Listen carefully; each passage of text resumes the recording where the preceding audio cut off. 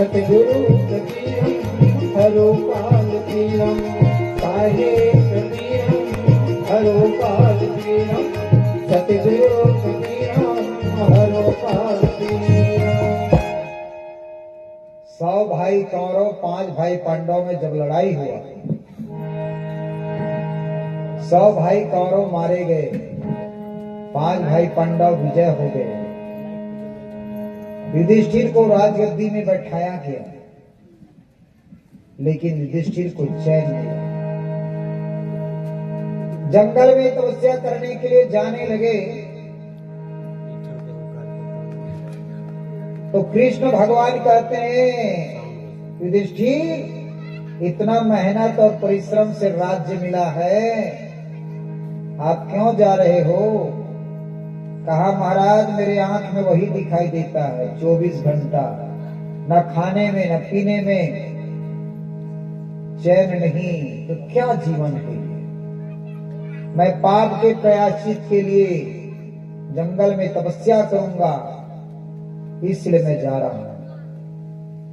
कृष्ण भगवान कहे पाप का प्रायश्चित यही हो जाएगा, आप यज्ञ करो, संत को बुलाओ और संत आएगा, भोजन करेगा, घंटा बज जाएगा, आपका यज्ञ सफल होगा।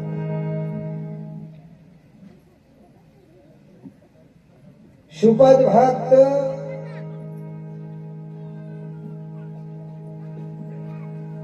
के द्वारा 5 पांडवों का यज्ञ सफल हुआ है।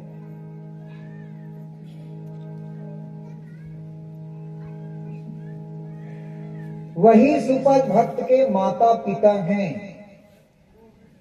नरहर लक्ष्मी, जो कर्रा के घर में जन्म लिया था। पहला जन्म कर्रा के घर में जन्म लिया था। सुपद भक्त के माता पिता सदगुरु की भक्ति करने के लिए सुपद भक्त को कहा था बालापन से।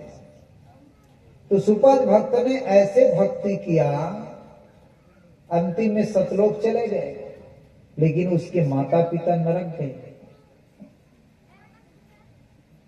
जब सुपद भक्त सतलोक गए, माता पिता को नरक देखा, तब तो उनको बहुत दुख हुआ। अब कहा गुरुदेव मेरे माता पिता नरक गए हैं, इसका उद्धार कर दो। सुपद भक्त सदगुरु से बार बार निवेदन किए,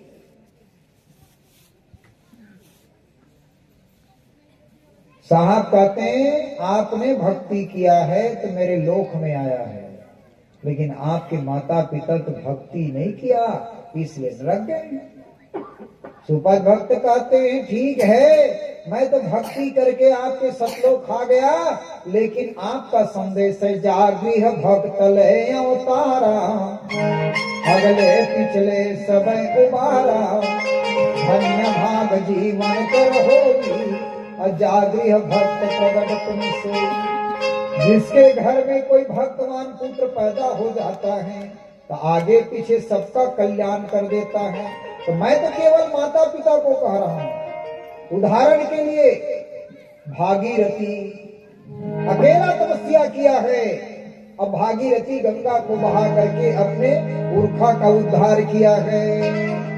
गंगा ले नाले भागीरथी जी, गंगा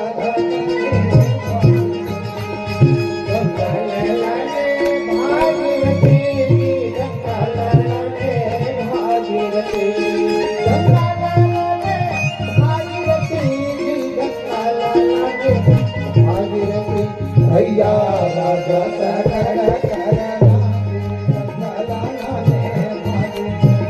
भैया राजा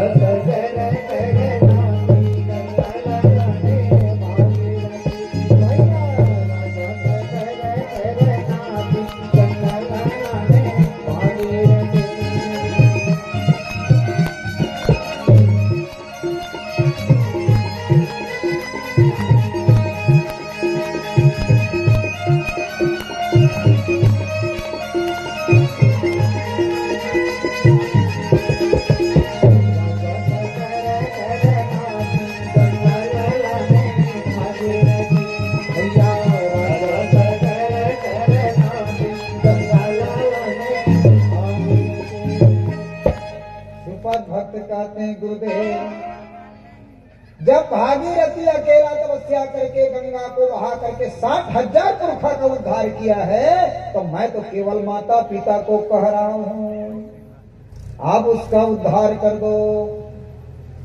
तब तो साहब सहमत होते हैं, ठीक है सुपर, मैं तुम्हारे माता पिता का उद्धार करूंगा। कैसे उद्धार होगा? फिर उसको जन्म लेना पड़ेगा। तो नरहर लक्ष्मी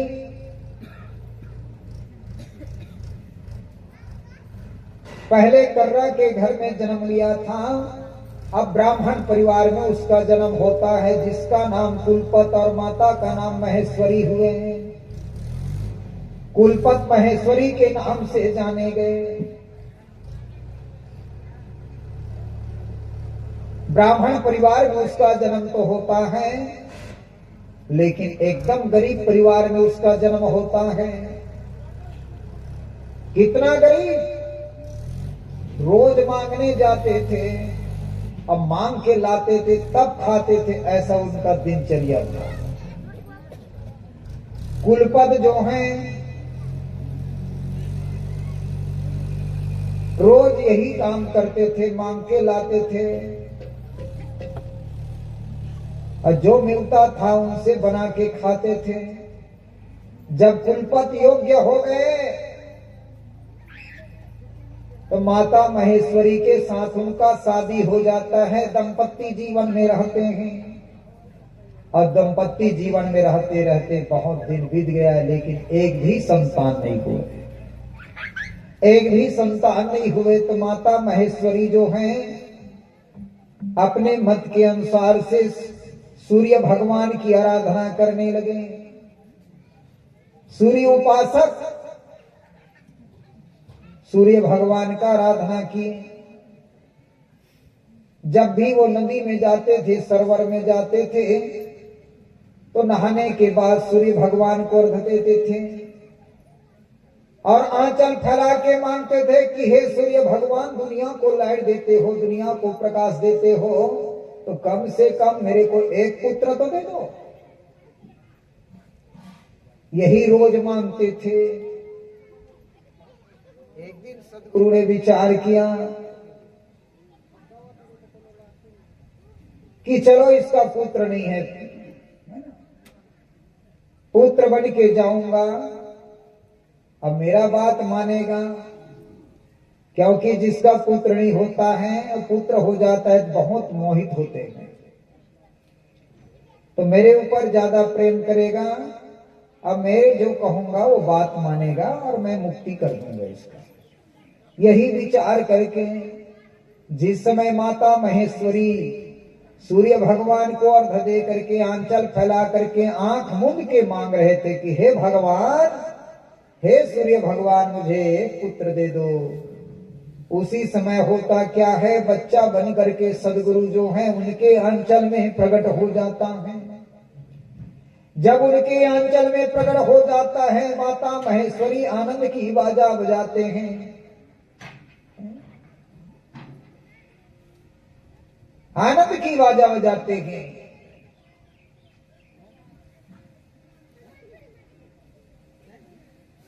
सोहर मंगल गाते हैं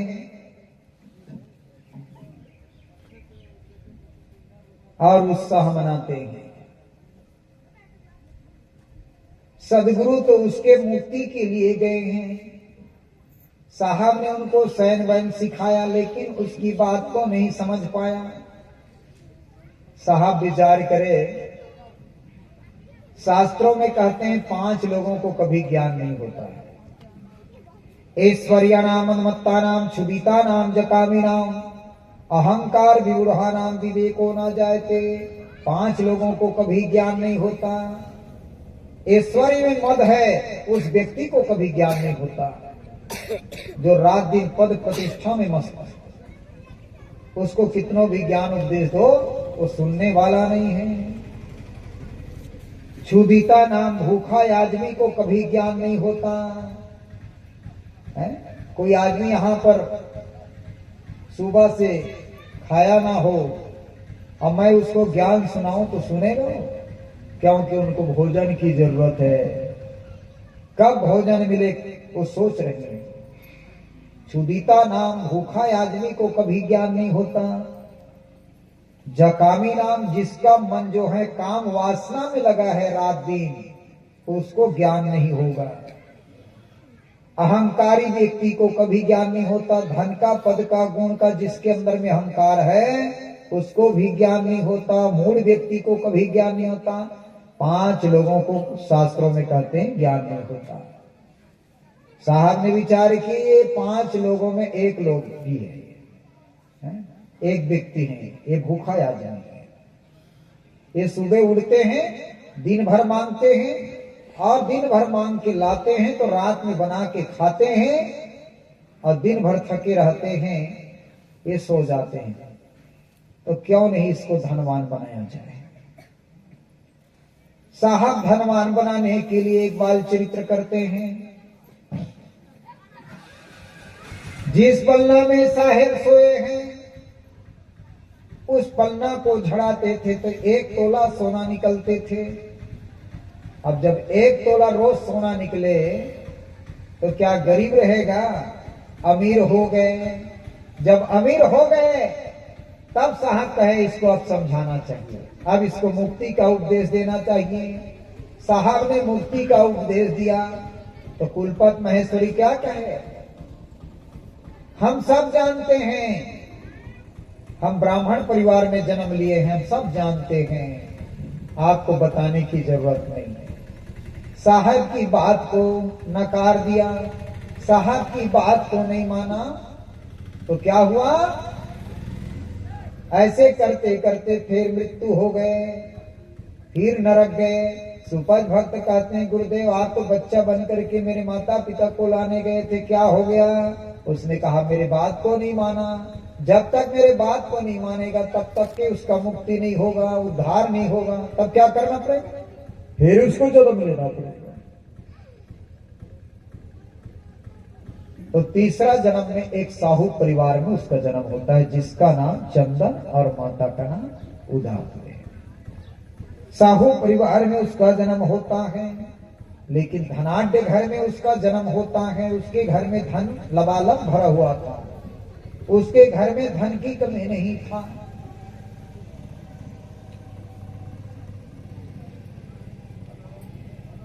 माता महेश्वरी के साथ चंदन साहू का शादी हो जाता है। दंपत्ति जीवन में रहते हैं।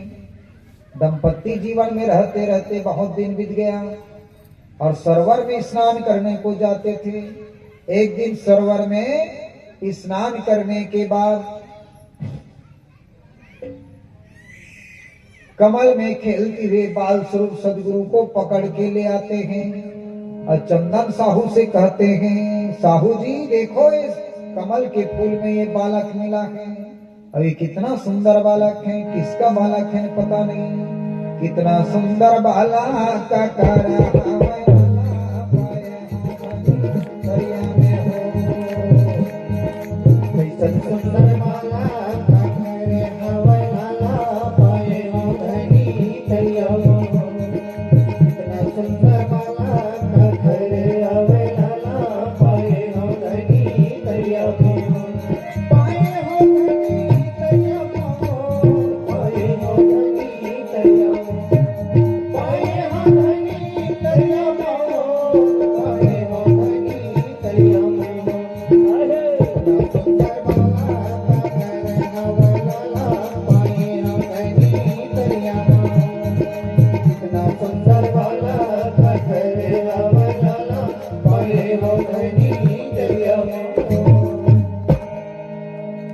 चंदन साहू को कहते हैं, स्वामी ये बालक तो कमल के फूल में बालक मिला और कितना सुंदर है, आप खुद देख लो, लेकिन पता नहीं है किसका बालक है। लेकिन ये कमल के फूल में ये बालक मिला है। चंदन साहू कहते हैं, चाहे वो किसी का बालक क्यों न हो, क्यों लाए हो इसको? कहा स्वामी ये कमल के फूल में ये बालक मिला है। अब कमल के फूल में कोई बालक मिलेगा, लेकिन एक सरोवर में कमल के फूल में ये बालक मिला है। ये महापुरुष है, परमात्मा ईश्वर है। उसने कहा डारो डारो यहाँ बालक,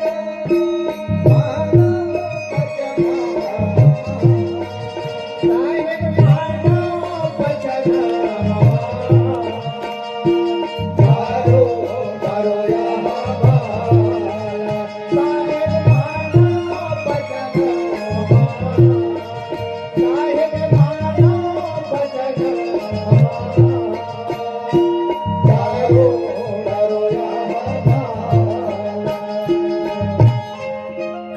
चंदन साहू कहे चाहे किसी का बालक क्यों न हो, इस बालक को जहां सिलाए वहीं छोड़ दो। साहू त्रास दिए उदा, त्रसित करे उदा को। अंतिम में माता उदा चेरी हाथ दियो बालक, और नौकरानी को बुला करके चेरी के हाथ में बालक को दे देते हैं कि जा वहीं सरोवर में छोड़ देना, क्योंकि मैं वहीं सिलाई। चेरी जो है बाल स्वरूप सदगुरु को लेकर के घर से निकला। अब घर से निकलने के बाद कुछ दूर गया, देखते देखते वो बालक जो है अंतर ध्यान हो गए उसके हाथ से। चेरी रोते रोते वहीं पहुंचे जहां माता उदा रो रहे हैं। मैं भी उस परमात्मा को नहीं जान पाई, मेरे हाथ से गायब हो गई। जाके बताते हैं, माता उदा खूब रोते हैं। कहा मेरे घर बैठे परमात्मा मेरे घर में आए थे, लेकिन इसको छोड़ने के लिए कहा, खाना पीना छोड़ दिए। इस बात को चंदन साहू ने सुना। चंदन साहू भी अपने आप को धिक्कारे, कहा मैं कितना पापी हूं, मेरे घर बैठे परमात्मा दर्शन दिया था, मैं नहीं जान पाया। अंतिम में चंदन साहू भी क्या कहे, हे भगवान हे परमात्मा एक बार और दर्शन दे दो, मेरे भूल को क्षमा करो, मैं पापी हूँ चंडाल हूँ, लेकिन आप तो अंतर्यामी हो, एक बार दर्शन दे दो। और नहीं दोगे ना तो मैं आपके नाम से कूद के मरूंगा। जिस सरोवर में आप मिले हैं वही सरोवर में कूद के मरूंगा, नाम आपका होगा, ऐसा कहा। अब वो भी खाना पीना छोड़ दिए। एक दिन बीता, 2 दिन बीता, नहीं मिला दर्शन, तो वही सरोवर में पहुंच गए, कूद के मरने के लिए तैयार हुए। तब तो साहब आकाशवाणी से बोलते हैं, ए साहू तू घर वापस जा, मैं तेरे को दर्शन दूंगा, तू घर वापस जा। साहब की वाणी को सुनकर के चंदन साहू माता उदा घर वापस आ जाते हैं, और साहब का इंतजार करते हैं कब दर्शन होगा। दर्शन के इंतजार करते करते हुए उनके जीवन समाप्त हो गए, फिर मृत्यु हो गए। तो चौथा जन्म में यही नीरू और निमा बना। फिर मरा, उसके बाद फिर उनको जन्म मिला। ये चौथा जन्म हुए नीरू और निमा, जो जोलहा के घर में जन्म लिया। यही बात सदगुरु कबीर साहब धर्मदास को बताएं, धर्मदास मेरे भेद को, मेरे रहस्य को नहीं जाना। अभिगत से चले आए हो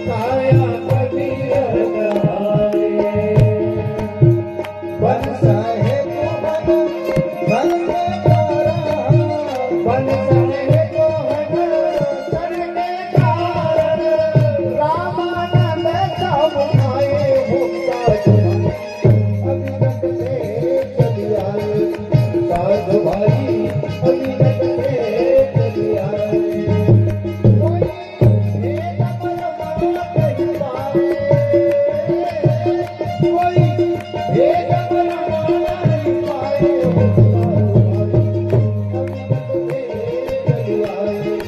साधु भाई कविगत से